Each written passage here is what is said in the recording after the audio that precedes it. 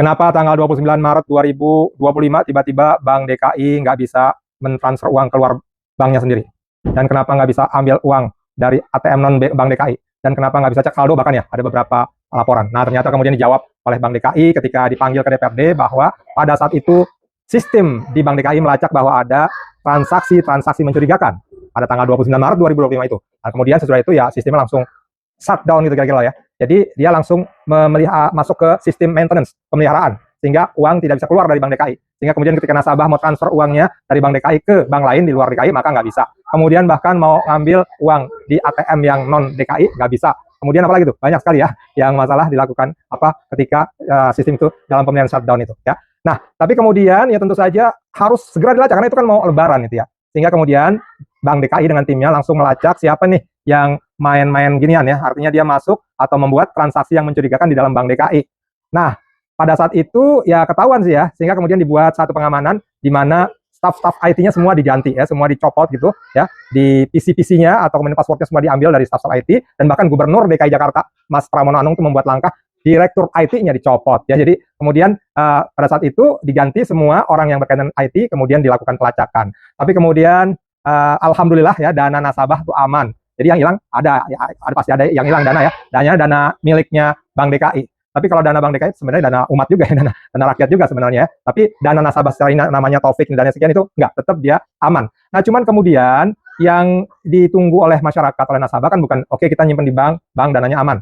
Bank kita, dana kita aman, bukan itu kan ya. Tapi juga pelayanannya, kita bisa narik dong, kita bisa memindahkan uang kita sendiri itu ke bank lain dan seterusnya. Ya, itu yang kemarin kemudian down, tidak bisa dilakukan, dan alhamdulillah sih udah bisa dilakukan ya. Jadi akhirnya kemudian setelah lama juga ya, ada tanggal 8 April atau ya, baru kemudian kita bisa lagi mentransfer antar bank, tapi hanya lewat ATM. Terus yang lain ini kira-kira kalau apalagi lewat cabang sih bisa ya. Nah, tapi kemudian ada satu hal yang masih sampai hari ini tidak bisa, yaitu untuk transfer melalui online atau ada M-Banking-nya Bank DKI, yaitu Jack One online ya, Jack One Mobile Banking, itu nggak bisa. Ya, kita belum bisa transfer dari online banking itu untuk keluar Bank DKI. Tapi kalau dari ATM sudah bisa.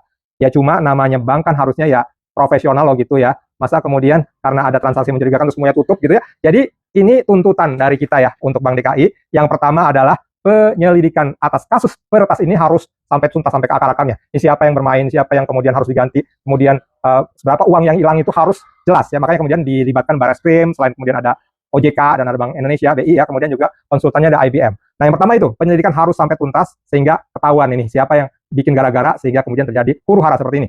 Nah, yang kedua adalah sistem IT dan seluruh sebenarnya bukan hanya IT saja tapi pelayanan di Bank DKI itu harus diperbaiki secara overall ya, karena ya kalau mau bersaing di era seperti ini ya nggak bisa loh ya. Kita harus mencontoh tuh bank-bank swasta nasional yang besar-besar itu bagaimana sistem IT-nya. Dia kalau ada yang mencurigakan transaksi gitu nggak, terus kemudian jadinya semuanya berantakan gitu ya, tapi ada ya kita nggak ngerti deh. Ada tentu saja ada teknologi baru yang bisa melacak transaksi mencurigakan itu dengan baik dengan tidak mengorbankan para nasabah. Itu yang kedua ya. Yang ketiga adalah Humas Bank DKI ya. Hubungan masyarakat atau public speaking dari Bank DKI ini harus dibenahi lah. Bagaimana bisa menjelaskan kepada masyarakat masalah yang terjadi dengan baik, dengan wise, dengan bijak gitu ya.